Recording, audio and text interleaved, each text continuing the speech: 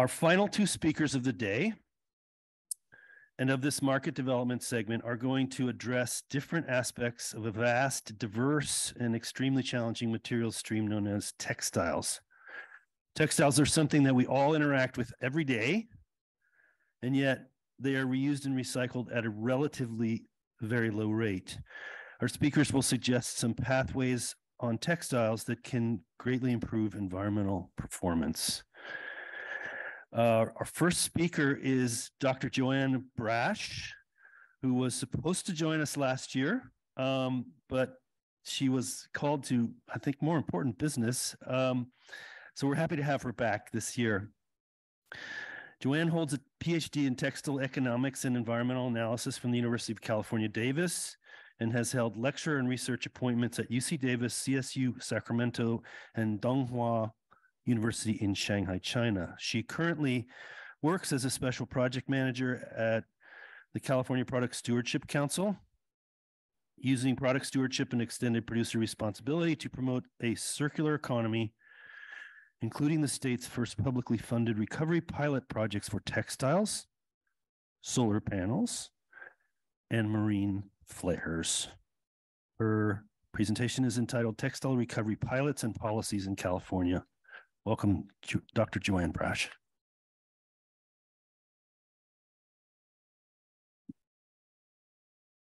Thank you, everyone. So the question is, what do textiles, marine flares, and solar panels have to do with each other? They're all hard to manage products. So for those of you who don't know who we are, we're the California Product Stewardship Council. Many of our board and our funders are here in this room today. We're a really small team, but we get a lot done, and it's because of our powerful network. Thank you to all of our associates and our private sponsors who support CPSC in our work. But ultimately, what we do is extended producer responsibility and product stewardship, and then we've been the leader since 2007. You might know us from Meds and Sharps, SB 212, maybe batteries with SB 1215 and AB 244 last year. These were almost decade-long processes for each of these products. And the way CPSC works, in preparation for large extended producer responsibility legislation, we start at the ground level. We start building our stakeholder networks, we start doing pilot projects, and ultimately gathering firsthand evidence to support the legislation. So I do want to give a big thank you to all of our advisory committee members. Since 2020, CPSC has been hosting a textile advisory committee. You can see we have brands, we have thrifts, we have for-profit collectors, and also a lot of in the waste space as well. And ultimately, this is an advisory committee that is indicative of what could be in a true EPR program. We have advisory committees on mattresses, carpet. We see some in the pipeline for SB 54. And ultimately, what CPSC wants to do in preparation for a textile EPR program is to get our stakeholders primed to understand not only what is EPR, but the process of passing and implementing. So we know textiles are problematic. I have a few slides to show some of the data provided by CalRecycle.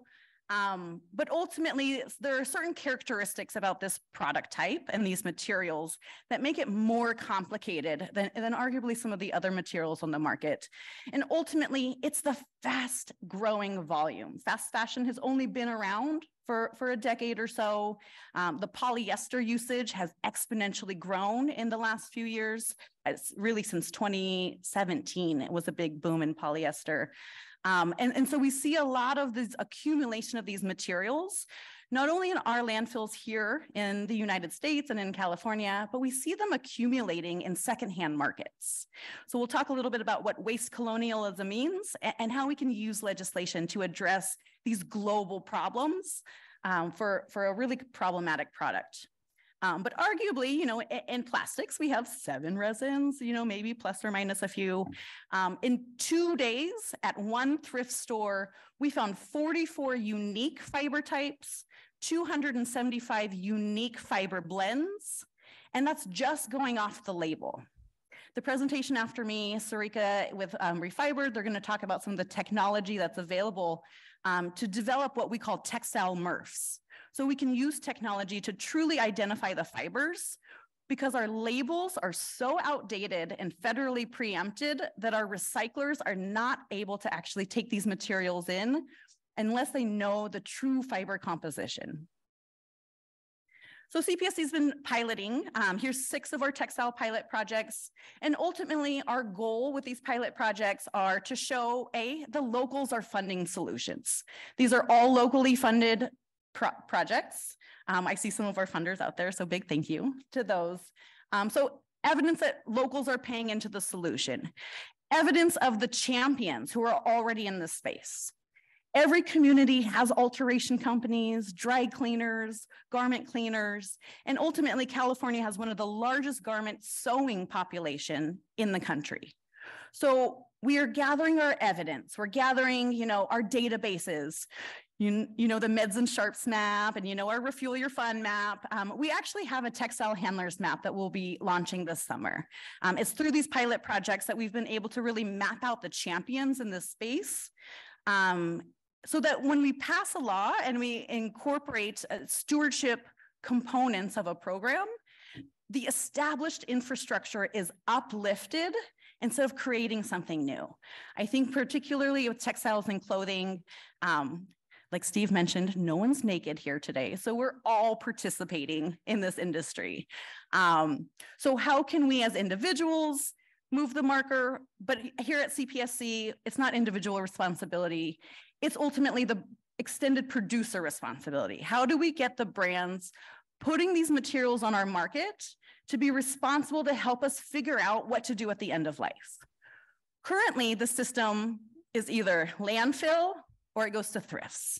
And a lot of times these thrifts are mixing bales and sending them to secondhand markets. So here at CPSC, we have an opportunity to prevent a China National Sword-like situation if these secondhand markets choose to close their borders to mixed bales or raise the standard so high that our thrifts can't make it. We have a potentially detrimental problem. So we're proud to announce that CPSC is the sole sponsor of SB 707.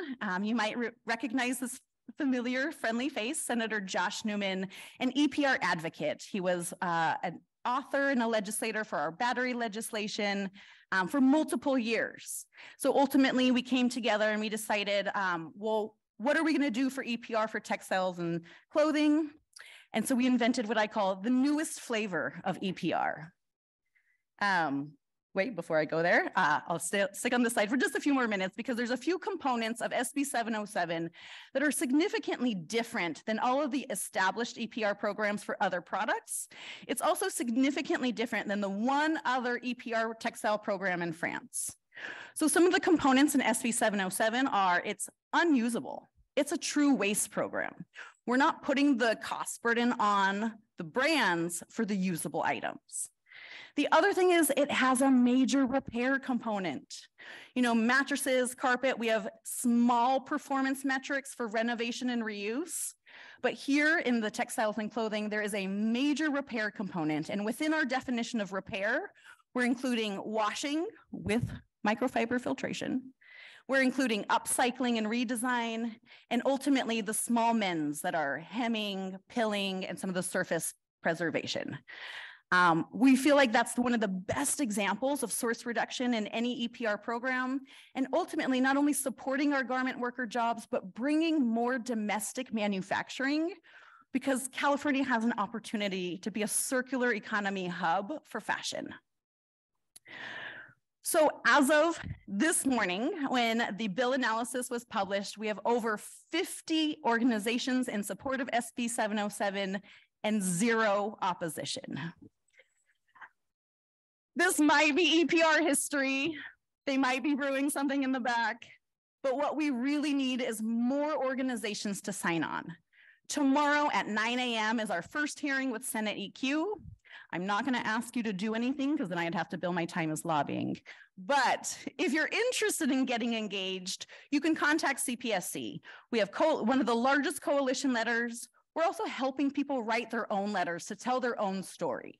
So funny enough, we have some of the largest clothing brands who are going to come out in support of this bill, including H&M, Reformation, and Everlane, who are all really major players in the sustainable fashion. H&M not so sustainable, but they're trying. And so another opportunity to really get involved is we're trying to expand our map.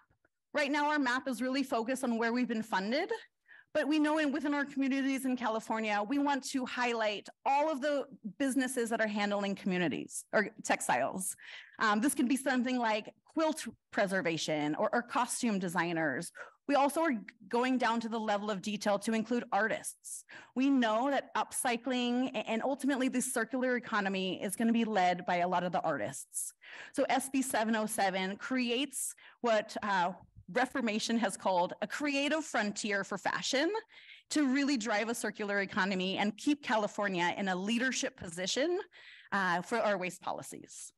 So 1, 2, 3 opportunities to get involved, but ultimately I'm here to ask questions and give guidance if anyone has ideas or questions. So thank you very much. I have a question. So I want to take the first question with Joanne. Thank you. Thank you for all that. And I know a couple of years ago, you had a policy formulation where you were shooting at the hospitality industry for their textiles because that's a kind of a finite but big target. It didn't pass in the legislature, but can you talk about this language that says one or more organizations, or are you really shooting at all the textiles with this bill? As it's written, we're going for all. But I will say, so when we introduced the hospitality, it was a proposal to the Recycling Commission. It actually got unanimous support. It's in their July report from last year, and a really good reference to the legislature to say, hey, the Recycling Commission considered this. The reason we started with a smaller scope for hospitality is one, sheets, linens, and uniforms tend to be more monofibers. They tend to have less embellishment, so you're not gluing glitter onto a lot of your uniforms and sheets. But ultimately, they're also already segregated into a stream. So through the commercial laundries, there is a point of intersection to divert the unusables. And surprisingly enough, we actually met with the hospitality industry. They were worried they might pay, but when they realized that they're getting funding, they're getting industry-funded microfiber filtration, they're getting funding for the repair and recycling, and they will ultimately start taking in the linens and hospitalities from the thrifts of the unusables. So even though this 707 is a larger scope, the hospitality industry and the laundries play a really pivotal role in managing these textiles. Mark Bowers with a question. You mentioned the phenomenon of the thrift stores, textiles being baled and shipped overseas. And I've read and heard a lot about the negative effects that those shipments have on the domestic textile businesses in countries in Africa in particular, Nigeria, Ghana, Kenya, that you'll find in the markets those used clothing items being sold for prices that are less than the locally produced garments, and that it destroys the domestic indigenous textile economies in those countries. Does the bill address that issue?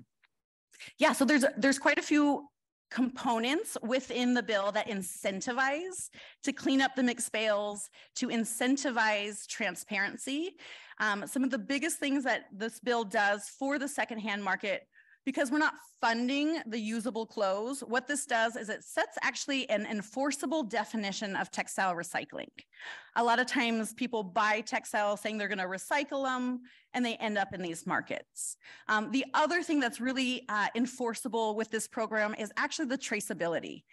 Any of the textiles coming from California's program are the responsibility of the PRO to the final disposition.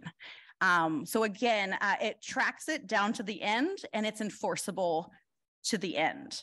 And I do want to also add that some of the great organizations like OR Foundation, Changing Markets, who really are working in those secondhand markets, are finding not only the cultural and economic impacts, but environmental is just exponential.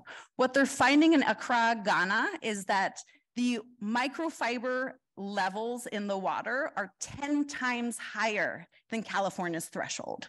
And that's because the textiles are just building up on the riverbeds. They get washed away in the rain. If you Google textile tanglers, you will see some of the most devastating pictures of the beaches in Ghana as the textiles wash up. So environmental, not only with our landfills, but it's our responsibility for what's happening abroad as well. One more. Hi. One more question right up here. I have a question that's in line with your previous answer.